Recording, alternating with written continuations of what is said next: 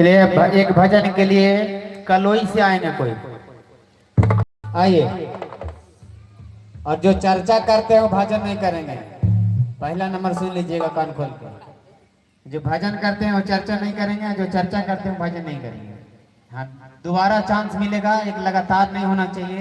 ये मंच का ये उल्लंघन होता है, थोड़ा सा बात समझिएगा, क्योंकि